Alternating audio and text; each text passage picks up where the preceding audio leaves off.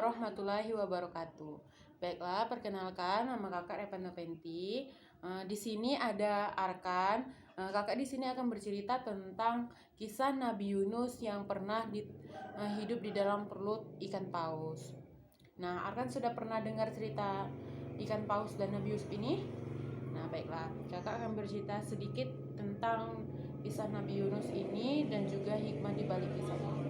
Nah, Nabi Yunus merupakan salah satu nabi yang diutus oleh Allah Subhanahu wa taala untuk mengajak penduduk Ninawa agar beriman. Nah, Ninawa merupakan daerah Mosul, Irak yang pada masa itu penduduknya berpaling dari jalan Allah dan masih menyembah berhala. Nah, berhala ini adalah patung-patung besar yang disembah oleh penduduk Ninawa yang dianggapnya Tuhan.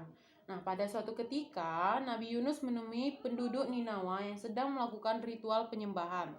Nah, kedatangan Nabi Yunus ini ditolak oleh penduduk. Bahkan mereka mengolok-olok dan menghinanya, sehingga hal ini menyebabkan Nabi Yunus marah dan meninggalkan mereka.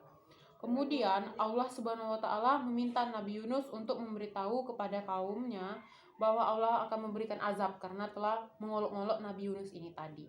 Nabi Yunus pun sudah tidak mengharapkan keimanan daripada penduduknya ini.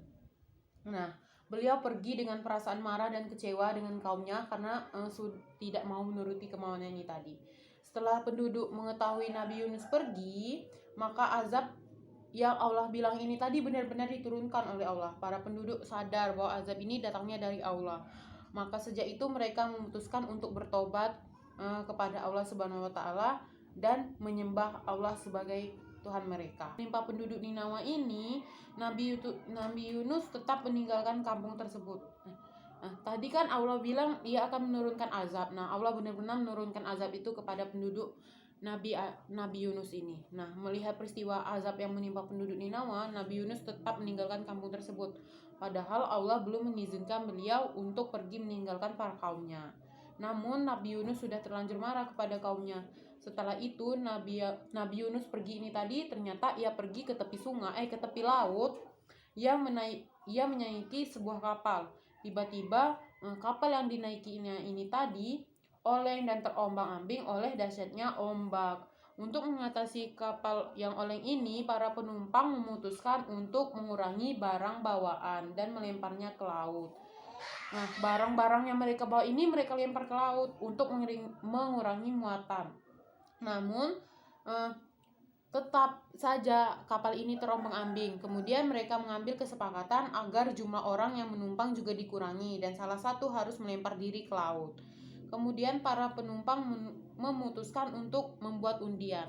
Hal ini kemudian disepakati bahwa siapa saja yang keluar namanya maka harus bersedia melemparkan diri ke laut lepas itu. Setelah dilakukan undian, ternyata nama yang keluar adalah nama Nabi Yunus. Nah, Nabi Yunus pun para penumpang pun tak enak hati apabila harus melihat Nabi Yunus yang harus melempar diri ke laut. Akhirnya mereka mengundi lagi. Akan tetapi tetap saja nama yang keluar ini Nabi Yunus. Nah, sampai 3 kali berturut-turut nama Nabi Yunus yang keluar. Kemudian dengan pasrahlah kan Nabi Yunus karena sudah 3 kali namanya yang keluar. Nabi Yunus pun akhirnya melemparkan dirinya ke laut.